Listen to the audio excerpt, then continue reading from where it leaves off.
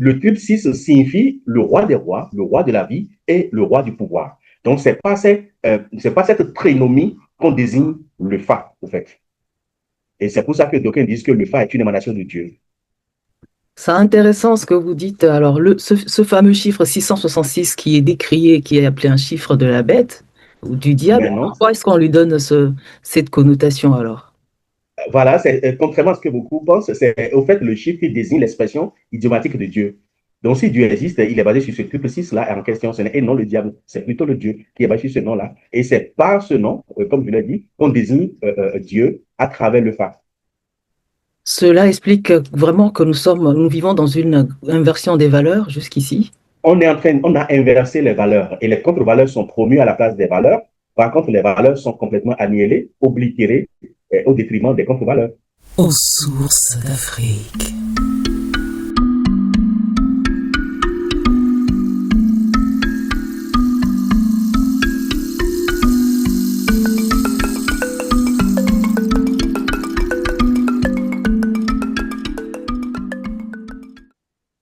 Merci d'avoir accepté mon interview. Ma démarche est, moi, d'apprendre, certainement, mais aussi d'apporter plus d'informations à toute une génération de jeunes et d'anciens jeunes qui ont besoin de se reconnecter à la tradition, de mieux comprendre pourquoi on nous a éloignés de nos cultures et surtout comment y revenir. Voilà, donc toute information intéressante pour l'Afrique, la diaspora. Donc, vous êtes un prêtre vaudou, maître du Fa. Oui. Comment est-ce que, voilà, comment est-ce que vous pourriez vous présenter au public aux Bon, sources tout ce que d'Afrique? je peux dire, parce que je n'aime pas trop les titres ronflants, je suis prêtre du Fa, donc consultant cultuel, et également dignitaire du culte vaudou. Voilà, c'est beaucoup plus simple. D'accord. Qu'est-ce que le Fa? Le Fa est une pratique, est un art divinatoire qui permet au fait de décrypter l'avenir. L'avenir d'un individu, mais également l'avenir de quelque chose qu'on souhaiterait entreprendre, ou l'issue favorable ou défavorable d'un événement en cours ou à venir. Donc, un, un art qui permet de savoir ce que demain sera fait, au fait. D'accord. Sur quel principe ça repose? Le phare repose sur le principe de la vibroturgie. C'est quel mot? Et puis, la vibroturgie, c'est la science qui permet d'étudier les vibrations, au fait. Le phare repose sur ce principe, mais également est basé sur euh, les, les quatre éléments et également fonctionne avec les trois règnes. Les quatre éléments, je veux parler de l'élément terre, de l'élément eau, de l'élément air, de l'élément feu. Et comme vous le savez très bien, au niveau de l'art divinatoire, le chapelet qui est utilisé pour consulter le Fa est un chapelet qui a quatre paliers par paire. Le palier le plus bas, c'est le palier de la terre, et suivant le palier de l'eau, puis le palier de l'air, et enfin le palier de la terre.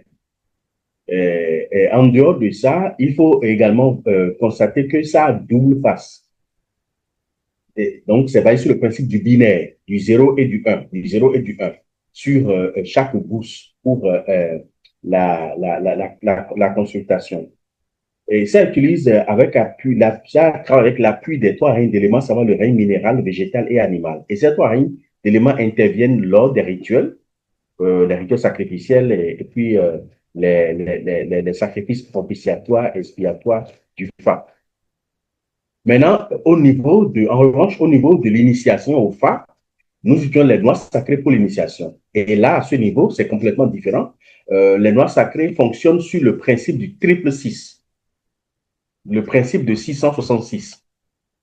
C'est ce principe-là que les noix sacrées utilisent. Et c'est pour ça que le lot est composé de 3 fois 6, c'est-à-dire le premier 6 qui est appelé Bolou, le second 6 qui est appelé Boyet et le troisième 6 qui est appelé Boche.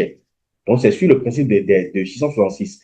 Le premier qui est appelé Bolou, Bolou, c'est un nom yoruba qui veut dire Oba Olu, qui veut dire que le Fa est le roi des rois. Puis, le second qu'on appelle Boye, Oba Aye, qui veut dire le roi de la vie, et Boche, qui veut dire Oba Haché, le roi du pouvoir. Donc, le triple 6 signifie le roi des rois, le roi de la vie et le roi du pouvoir. Donc, c'est pas cette trénomie qu'on désigne le Fa, au fait. Et c'est pour ça que d'aucuns disent que le Fa est une émanation de Dieu. C'est intéressant ce que vous dites. Alors, ce fameux chiffre 666 qui est décrié, qui est appelé un chiffre de la bête ou du diable, Mais non, pourquoi est-ce qu'on lui donne cette connotation alors? voilà, contrairement à ce que beaucoup pensent, c'est au fait le chiffre qui désigne l'expression idiomatique de Dieu. Donc, si Dieu existe, il est basé sur ce triple 6 là en question, et non le diable. C'est plutôt le Dieu qui est basé sur ce nom-là. Et c'est par ce nom, comme je l'ai dit, qu'on désigne Dieu à travers le Fa. Cela explique vraiment que nous vivons dans une inversion des valeurs jusqu'ici. On a inversé les valeurs et les contre-valeurs sont promues à la place des valeurs. Par contre, les valeurs sont complètement annihilées, oblitérées au détriment des contre-valeurs.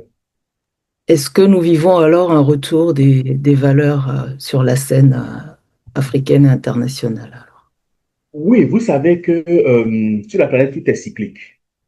Tout est cyclique et, et tout revient toujours. C'est pour ça que les initiés disent ceux qui oublient les pages sombres de leur histoire sont condamnés à les répéter. Donc, dès que vous oubliez les pages sombres de votre histoire, vous allez forcément les répéter. Et nous sommes en train d'assister progressivement au retour des valeurs pour faire basculer les contre-valeurs qu'on nous a fait croire. Et je donne un simple exemple. Hein. C'est comme, par exemple, on nous dit que la polygamie est plus dangereuse ou alors elle doit être prohibée à la place de l'homosexualité, par exemple. Donc, il y avait eu une inversion, mais aujourd'hui, la nature est en train de reprendre progressivement sa place et va progressivement refaire surface les valeurs qu'on devrait en principe prôner. Très bien, mais alors, si ça revient, d'où ça vient le fa? Le phare a traversé les âges et les cultures. Parce que à la base, c'était les 16 lettres qui constituaient les lettres de l'alphabet d'Enoch, qui est l'un des plus anciens, pour ne pas dire le plus ancien alphabet connu. Mais on a retrouvé les traces du phare à travers la Mésopotamie antique, puis après à travers l'Égypte antique. Et de l'Égypte, on a retrouvé les traces du phare à Faisan. Faisan, c'est une ville située à environ 200 km au nord de Tripoli, en Libye. On a retrouvé plus tard les traces du phare en Éthiopie. On l'a retrouvé également au Soudan. Puis, on a retrouvé ces traces à travers l'université de Tombouctou au Mali. Et c'est de Tombouctou que le phare est descendu au nord du Nigeria, puis au sud du Nigeria, précisément à Ile-Ife. Et c'est du Nigeria que le phare est venu au Bénin le 15 novembre 1715. Et à partir de 1730, le phare a continué sa progression à travers le Togo, le Ghana, puis la Côte d'Ivoire. Et s'en est arrêté là. Donc voilà à peu près le phare. Mais arrivé au Nigeria, le phare a subi une transformation. Ils ont réalisé le carré de 16 à travers le phare pour donner les 256 signes du phare que nous avons aujourd'hui.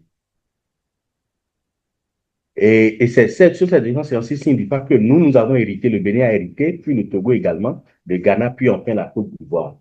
Donc voilà à peu près l'itinéraire du phare à travers le temps et l'espace. Du coup, l'origine du Fa serait située en Mésopotamie. En Mésopotamie, le départ. Et à l'époque, eux, ils appelaient ça Fakhlun. Fakhlun qui veut dire le sort, l'avenir. Est-ce que c'était des peuples noirs? Est-ce que ça a à voir C'était quelque des chose? peuples noirs, évidemment. C'était des peuples noirs qui avaient inventé ça en Mésopotamie. Parce qu'à l'époque, en Mésopotamie, il était égorgé des peuples noirs. Et jusqu'en Égypte aussi, l'Égypte, ça c'est évident, tout le monde le sait aujourd'hui, que l'Égypte était peuplée des peuples noirs et non les Arabes qui ont pris possession de cette terre. Et au Mali, on n'en parle pas, c'est des peuples noirs, jusqu'au Nigeria, c'est des noirs. Donc le pas a traversé rien que des noirs, des peuples noirs jusqu'à nos jours aujourd'hui. Est-ce que il semble qu'il y a des confréries du Fa, du coup, à travers l'Afrique? Est-ce qu'il y a une zone particulière? Est-ce que on connaît le nombre ou les différentes confréries euh, dans l'Afrique? En Afrique, il y a une forte concentration des pratiquants entre le Nigeria et le Bénin. Maintenant, les Maliens l'ont gardé seulement sous la forme qu'ils appelaient à l'époque, même jusqu'à de nos jours, Tolabi. C'est juste la pratique par le sable. Eux, ils pratiquent ça par le sable, mais ils n'utilisent que les 16 lettres du Fa. Mais par contre, le Fa en lui-même et en tant que tel, la forte concentration, c'est entre le Bénin et le Nigeria. Alors, est-ce que le Fa qu'est-ce que le Fa pour le vaudou?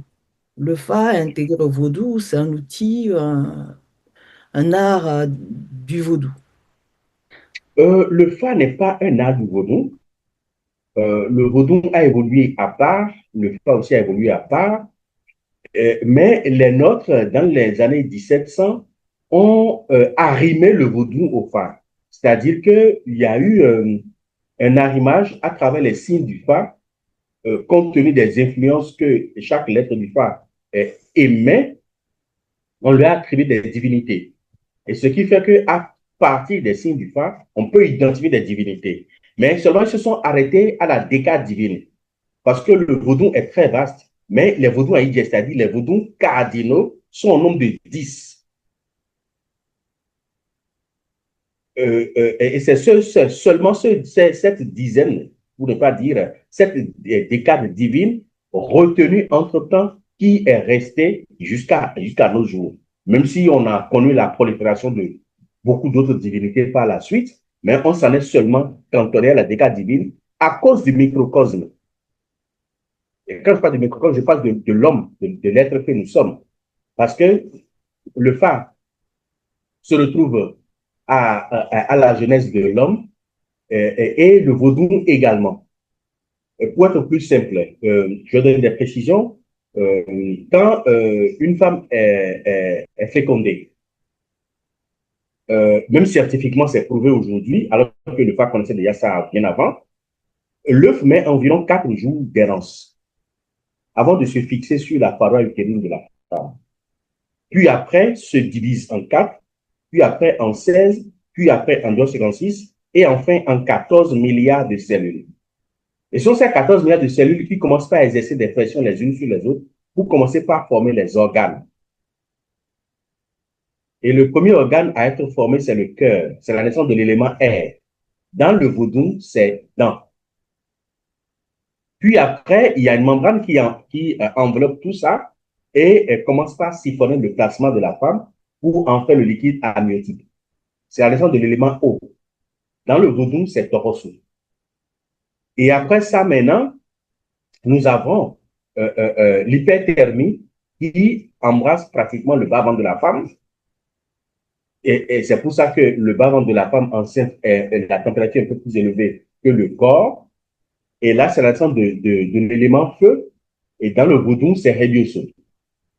Puis après, maintenant, la chair commence par être formée. L'organe, tout le corps commence par être formé. Et ce corps-là est directement affilié à Sakata, à l'élément terre que nous appelons Sapata.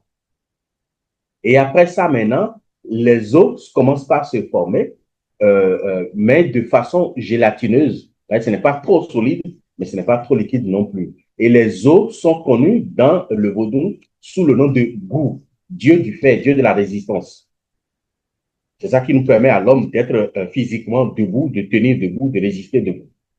Et après, il y a les deux cerveaux qui se forment. Et là, c'est la naissance de l'énergie duelle que nous appelons Oro, c'est-à-dire les jumeaux. Et après ça, il y a l'esprit qui doit incarner la divinité qui vient.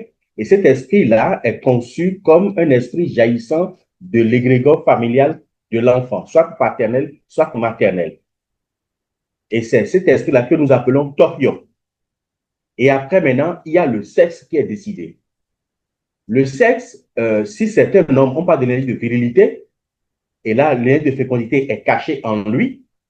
Si c'est une femme, on parle de l'énergie de fécondité, et là, l'énergie de virilité est cachée également en elle. C'est pour ça que quand on prend une femme, on peut retrouver les prémices de la masculinité en elle. Et quand ces prémices-là sont très fortes, on voit que cette femme-là a l'allure d'un homme ou a le comportement d'un homme, a les caractères, les traits d'un homme.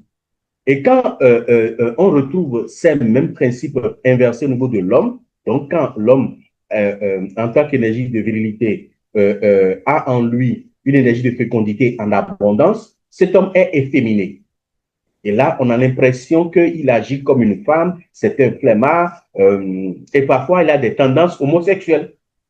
C'est spirituel, c'est purement spirituel. Cette tendance-là, l'homosexualité, c'est purement spirituel. Donc, on ressent ça chez l'homme. Donc, voilà la décade divine. Mais tout ce processus de gestation met environ, pour être plus exact, ça fait 9 mois de 28 jours. Toute la gestation met 9 mois de 28 jours. Donc, ça fait 28 jours fois 9, ce qui fait 252 jours, plus les 4 jours d'erreur, ça fait 256 jours, ce qui correspond aux 256 signes du Fa. Ça veut dire que depuis le jour de la fécondation jusqu'à la délivrance, l'homme parcourt chacun des 256 signes du Fa. Et à la fin, maintenant, sort. Donc, l'homme sort avec les 256 signes du Fa et également avec la décade divine, dont les 10 divinités en lui. Ce qui fait que, à partir de l'initiation au Fa, on peut déterminer avec précision quelles sont les entités qui gouvernent un individu. À partir de son signe du Fa, on peut le savoir directement. Donc, on sort avec les 256, c'est ça, les Oui, 256 signes du du Fa, Fa sauf et qu'il les 10 y en a divinités. un Il y en a un qui prime qui sur les prime. 256. Voilà. Et c'est ce qui prime qu'on ressort lors de l'initiation. Vous avez dit qu'il y a des divinités du Fa et des divinités du vaudou, c'est ça? Non, il y a le Fa lui-même, c'est une entité à part.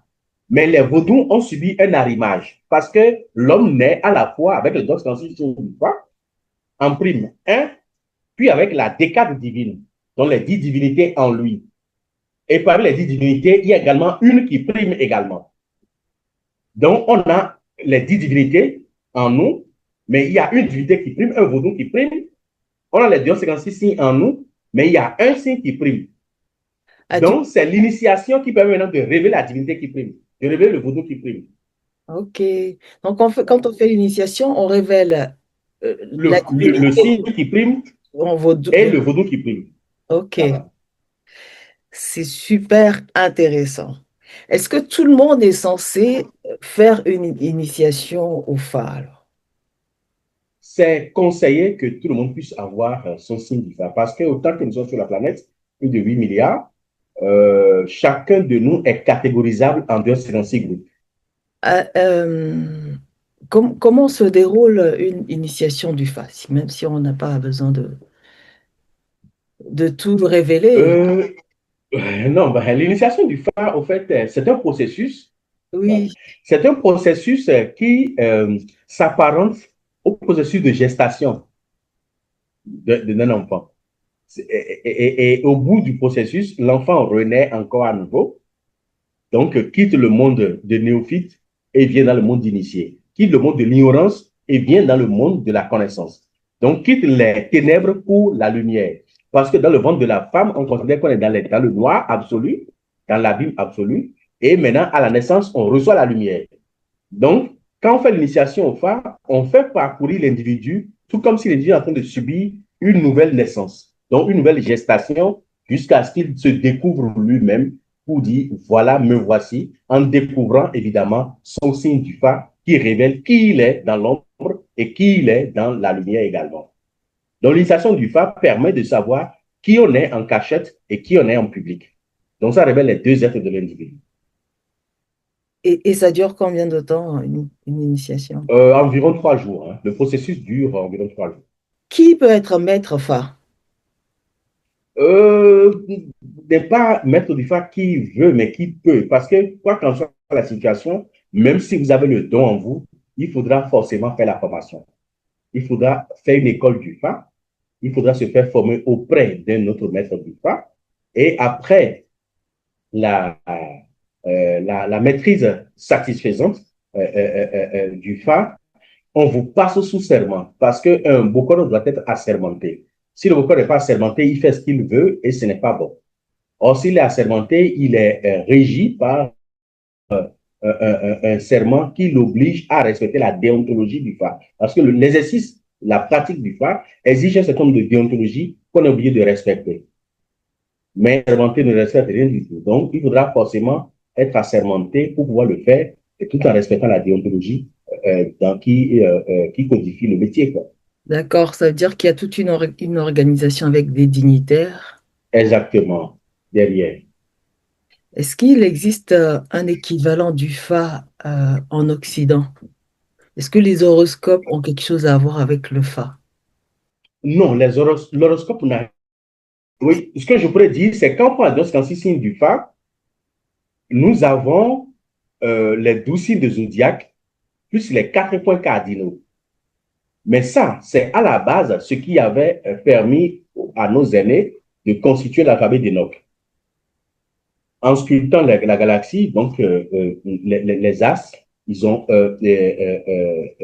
retiré les 12 signes de zodiaque, ils ont ajouté les 4 points cardinaux pour pouvoir faire les 16 lettres du Fa. Donc, le zodiaque, c'est une discipline, le Fa, c'est une discipline. Les deux ne peuvent pas être, on ne peut pas réaliser un arrimage entre les deux parce que le Fa aujourd'hui compte dans 6 signes, même si on fait une réduction théosophique, on a 16. Par contre, le zodiaque, ça fait 12 signes, donc on ne peut pas les arrimer. Euh, Est-ce que les orishas font partie des signes du Fa? Les orishas, c'est ce que nous appelons vaudou. Mais quand on dit orisha, c'est le vaudou dans l'appellation Yoruba Nago. Vous faites ce que vous appelez le Tofa. Oui. Ça, c'est la divination pour connaître l'avenir de toute une nation.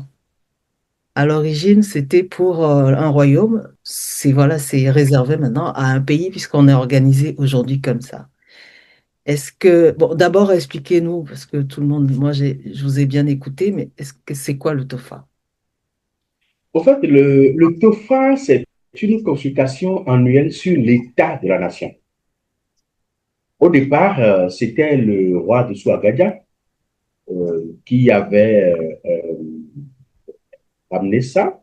Et je rappelle que le roi de Souagadia, c'est le quatrième roi de Dahomey, le premier c'était Ribaya, son père, le second Yomakaba, son grand frère, et le troisième c'est Tassirangwe, une femme, qui est le troisième roi, et le quatrième c'est Dessou Agadia. Donc, les, ces 3 derniers sont même père, même mère. C'est des frères qui se sont succédés. Et au temps de Dessou Agadia, il y avait eu une insurrection suite à la famine. Et cette famine-là est due à une sécheresse qui a duré 3 ans. Donc, il fallait chercher une force capable de pouvoir l'aider à ramener l'harmonie dans le royaume et tout. Et c'est là que le Nigeria a prêté flanc au Bénin, au Dahomey à l'époque, et le royaume d'Oyo, bien sûr, et a envoyé son ministre d'orientation, qui s'appelait à l'époque Adebeolo. Et c'est lui qui est venu et qui a fait la première consultation du TOFA, donc pour voir l'état de la nation à l'époque, c'était l'état du royaume, et c'était le signe tout la mobilité était apparue. Et les sacrifices ont été exécutés. Le même jour, il y a eu pluie dans le royaume. Et c'est ce qui a fait que le roi a décrété que chaque année, on répète cette cérémonie-là pour voir comment la nation se portera et prendre des dispositions conséquentes pour le bonheur non seulement des sujets, mais également du royaume. Et c'est de là que ça a commencé jusqu'en 1899. où le dernier TOFA a eu lieu le 3 décembre 1999 et après, c'est rentré dans l'oubli. Et c'est en 2006 que j'ai fait revenir ce rituel-là pour accompagner les dirigeants à savoir par anticipation ce qui va se passer dans le pays et à prendre les dispositions conséquentes tant sur le plan sécuritaire, sur le plan économique, sur le plan sanitaire, sur le plan social et également sur le plan relationnel et diplomatique pour que le pays se porte bien. Donc, ça a servi les dirigeants donc bientôt ça va être maintenant 20 ans que nous avons fait. Nous avons mis cet outil en place. Mais il faut dire que pendant 17 ans, cet outil est resté uniquement dans les mains de la population. Donc, parce que l'État à l'époque était un peu théocratisé et donc ne voulait rien en savoir des cultes endogènes en ce moment-là. Et l'actuel régime a décidé de prendre ça. Donc, ça a fait l'objet d'un processus, hein, parce que c'était une initiative privée que l'État veut prendre. Donc, ça a fait l'objet d'un processus qui a duré plusieurs années.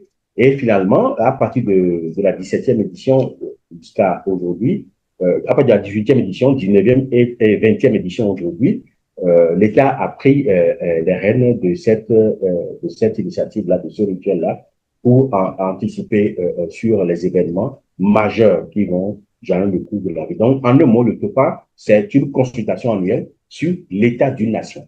Et tout pays peut le faire. Vous avez dit que c'est un ministre qui avait été envoyé pour faire le TOFA à l'époque. Est-ce que ça veut Oui. dire que les ministres étaient des prêtres spirituels? Oui, il y a beaucoup de ministres qui étaient à l'époque des prêtres spirituels parce qu'à l'époque, on avait un ministre, le Nigeria avait un ministre d'orientation. Nous aussi, on en avait, mais qui n'utilisait pas le phare pour consulter. Mais au Nigeria, le ministre d'orientation, c'était un Bokoro, un de Balao, qui était chargé d'orienter les grandes lignes et les grandes décisions du royaume d'Oyo. Non, c'est lui qu'on avait envoyé ici au Bénin dans le cadre de la coopération parce que à l'époque, le royaume de Dahomey dépendait du royaume d'Oyo, donc était sous la suzeraineté du royaume d'Oyo à l'époque. Donc, c'est pour ça. Et nous aussi, on avait des ministres qui étaient des ministres de culte. Par exemple, on avait les ministres de culte qu'on appelait à l'époque Aklogan, c'est-à-dire que le ministre qui s'occupe de tout ce qui est affaires endogènes, donc les vaudons, les dignitaires, dans tous les domaines également. Et dès que Adébello est venu également, il a été consacré également ici aussi. Ministre. Il est resté, il n'est plus reparti au Nigeria. Il est resté parce qu'on lui a fait les offres un peu alléchantes pour l'apartheid, pour le maintenir dans le royaume, et on lui a mis des gens à disposition pour qu'il transmette son savoir à ces gens-là. Et c'est grâce à ça que nous, on a reçu maintenant aujourd'hui, le phare n'a connu le phare aujourd'hui, ce sont ceux-là qu'on a mis à sa disposition pour qu'il leur transmette son savoir. Donc il est resté, il est mort ici, on l'a enterré ici. Hmm. Yeah.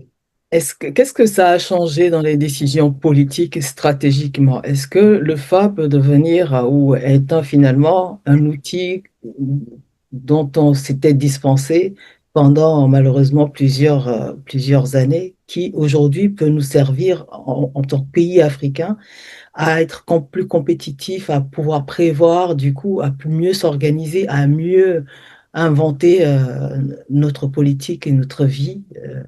Mais bien sûr, le phare, je donne l'exemple très clair de juste l'année dernière, le phare de 2025, avait clairement mentionné, par exemple, un conflit armé, un coup d'État qui sera orchestré par des gens à l'intérieur, en connivence avec d'autres à l'extérieur. Le phare a été très clair là-dessus.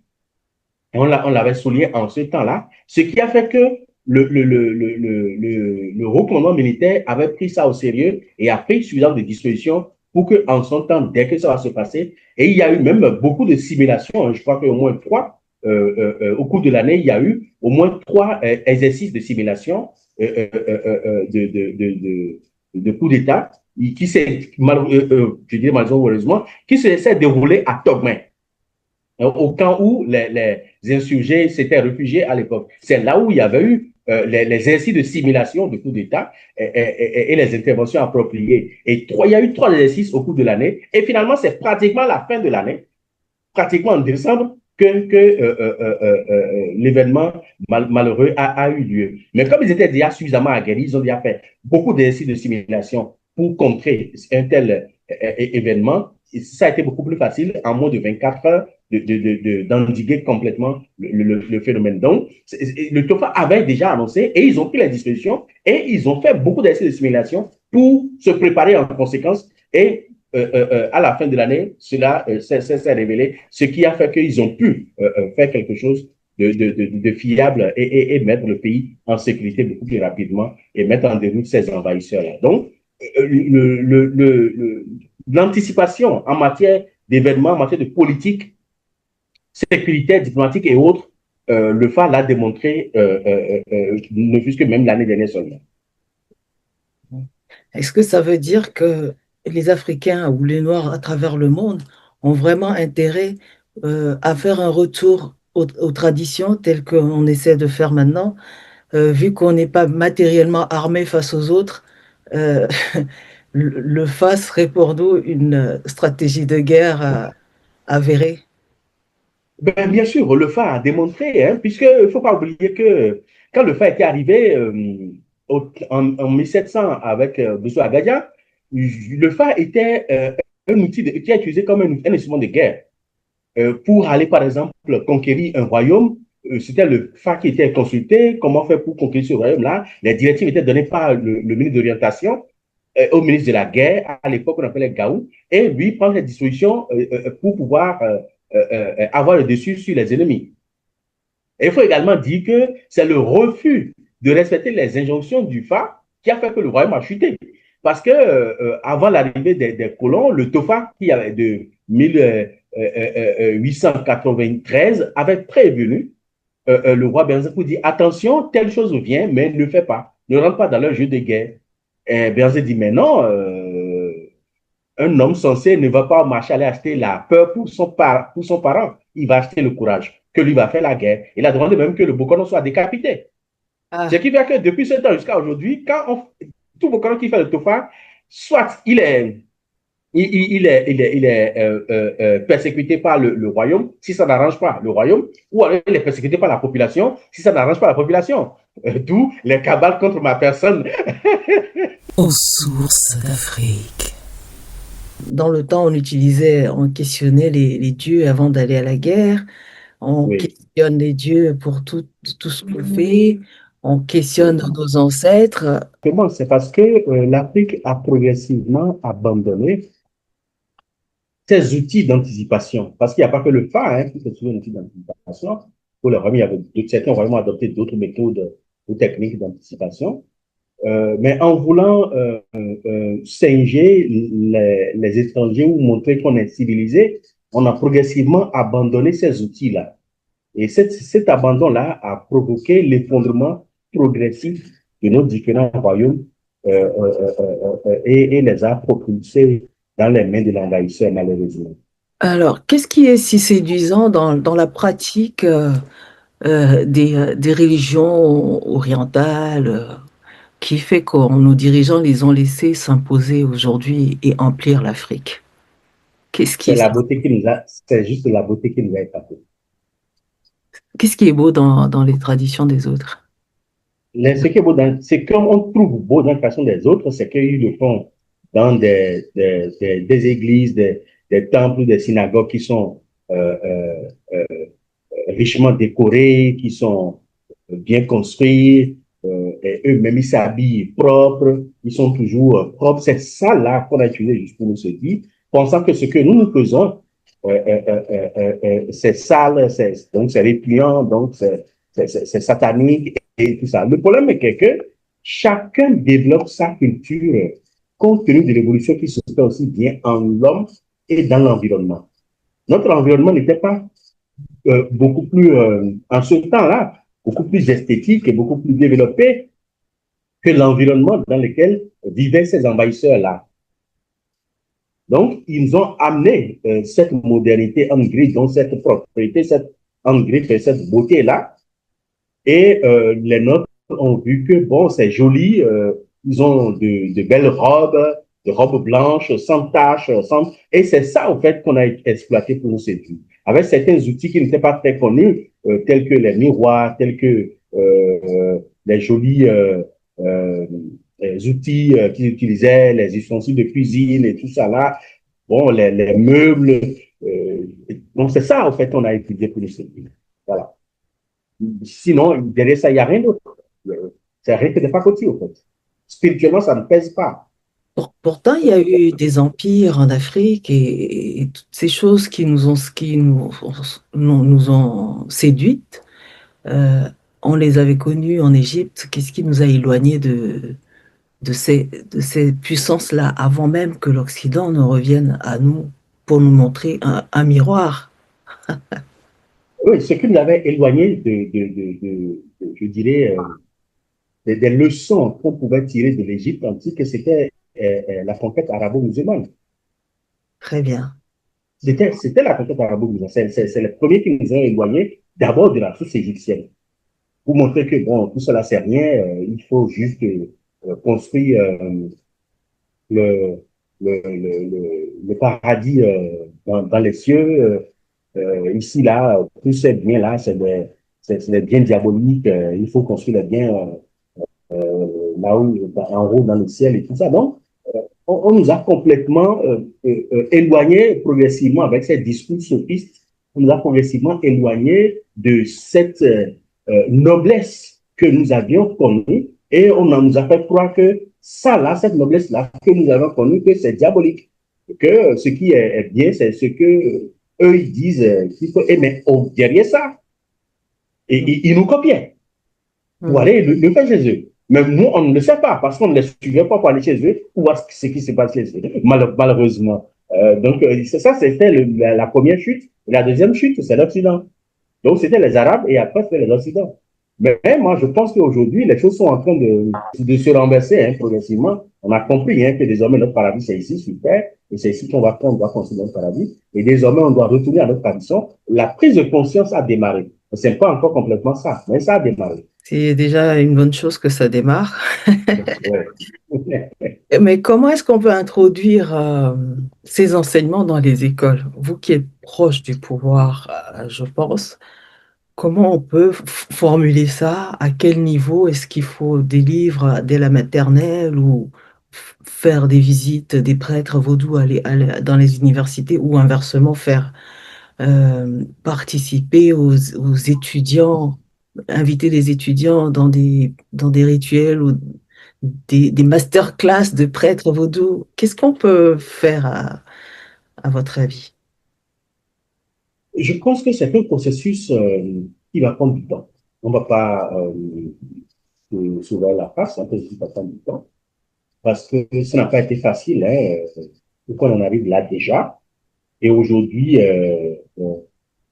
les membres de nos ancêtres, si on prend le cas du Bénin par exemple, ont été constitutionnalisés. Le vaudou a été constitutionnalisé. Et progressivement, il faudra travailler à proposer des curricula, tant pour le primaire, pour le secondaire, pour les universités. Il faudra proposer des curricula acceptés de tous, des curricula légers. Il pourra permettre de créer déjà des questionnements au sein de l'enfant, puis de l'adolescent, puis de l'étudiant, pour davantage aller vers la. Je me rappelle comment j'ai commencé cette campagne d'information et de vulgarisation des identités culturelles du Bénin, que j'avais appelé à l'époque, il y a 30 ans, projet civique Bénin. Les insultes puisaient de toutes parts, même de l'université. Quand j'avais fait des conférences à l'université, beaucoup s'intéressaient, mais beaucoup t'insultaient par tous les noms. Mais aujourd'hui, je crois que ce sont les étudiants même qui invitent les dignitaires dans les universités et les écoutent aujourd'hui. Donc, ça a commencé par changer. Maintenant, avec eux, on va peut-être travailler davantage sur ce plan-là. Et je sais qu'il y a aujourd'hui beaucoup de thèses qui ont été réalisées sur le phare, sur le vaudou, sur les pratiques traditionnelles et initiatiques. Et donc, ça a commencé par venir. Mais il faudrait qu'il y ait davantage d'intellectuels, d'universitaires dans le milieu. Et ensemble, on va s'asseoir pour dire, mais on fait quoi de nos identités pour sa pérennisation? Parce que toute civilisation qui n'est pas enseignée est condamnée à mourir. Donc, nous devons commencer par enseigner notre civilisation dans les écoles primaires, secondaires et dans les universités. Mais c'est un processus dont nous avons déjà une base très solide au niveau de l'État, au niveau du gouvernement, et à partir de cette base solide-là, nous pouvons sortir pour aller de l'avant. Mais ça va se faire et ça se fait déjà. Est-ce que dans d'autres pays, cela se fait? Est-ce que il y a un lien entre vous, les pères traditionalistes, qui ont aussi dans d'autres pays ressenti ce besoin-là d'allumer le feu de la tradition au sein des décisions politiques? Oui, dans beaucoup de pays, le besoin se fait sentir, surtout quand je prends par exemple le cas des pays de l'Afrique noire.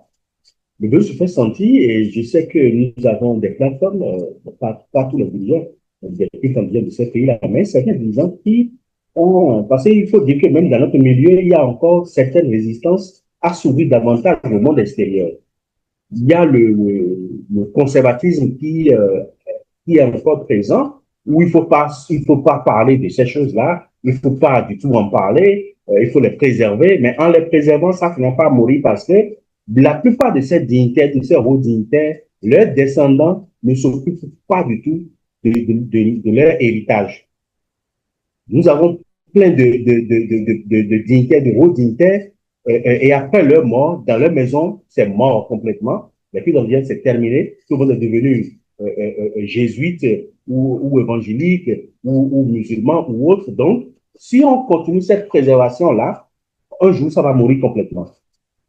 Mais malheureusement, ceux-là qui n'arrivent pas à faire adopter cette civilisation à leurs propres enfants, ce sont ceux qui pensent qu'il ne faut jamais en parler au dehors, il ne faut jamais vulgariser. Donc, il y a deux camps.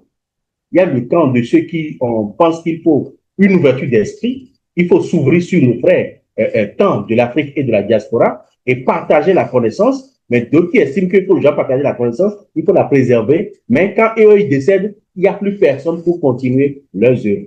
Donc, on va pas, quand on voit l'expérience, on voit l'exemple, on dit c'est pas un exemple à suivre, il faut. Donc, dans beaucoup de pays d'Afrique noire, cette résistance existe toujours.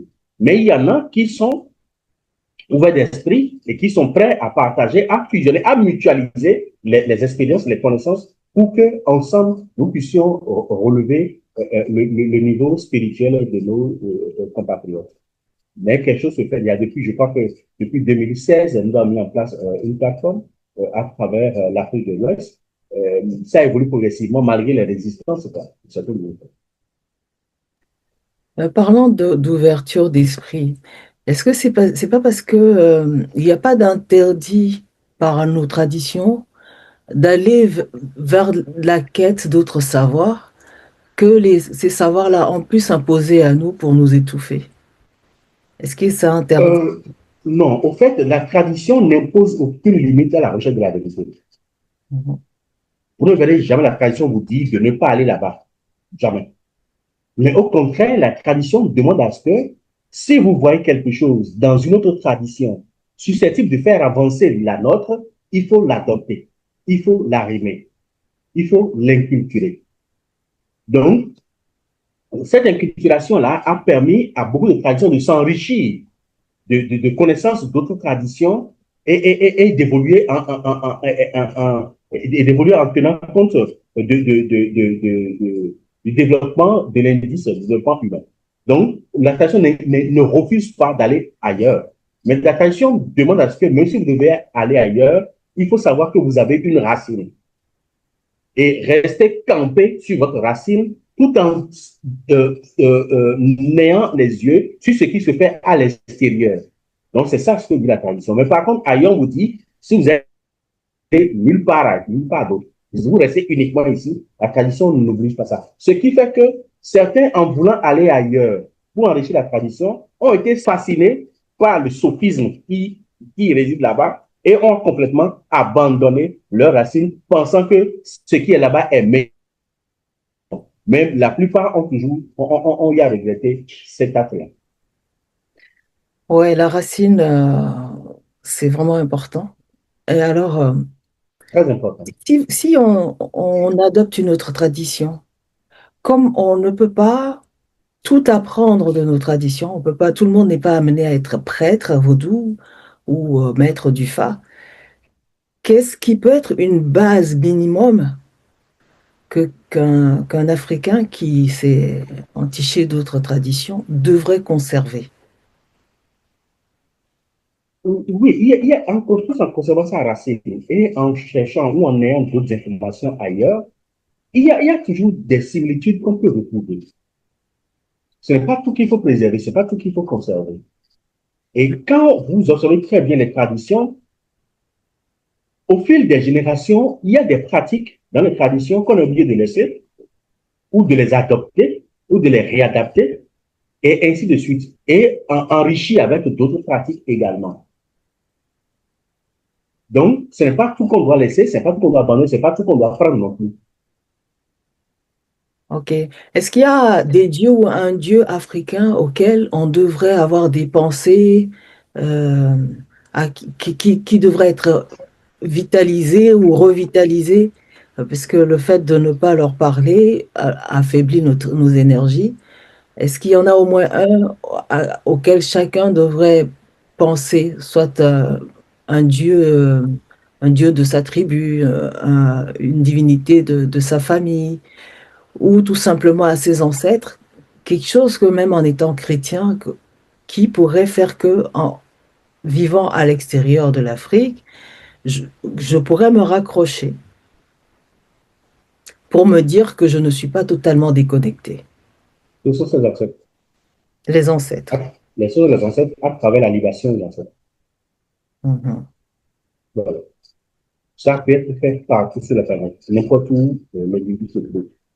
Il peut être en contact avec ses ancêtres à travers son sang. D'accord.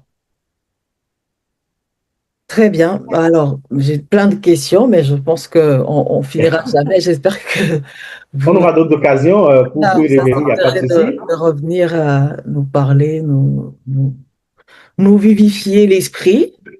Voilà. Donc, je vais simplement vous remercier et vous demander de laisser une parole, une dernière parole euh, pour l'instant au public aux sources d'Afrique. Ce que je vais leur dire, déjà, je vous remercie pour cette occasion que vous m'avez et rappeler à ceux qui m'écoutent, ceux qui me regardent, que l'arbre qui se désolidarise de sa racine ne peut survivre dans la forêt. Retournons à nos racines, retournons à nos sources, retournons à la source africaine.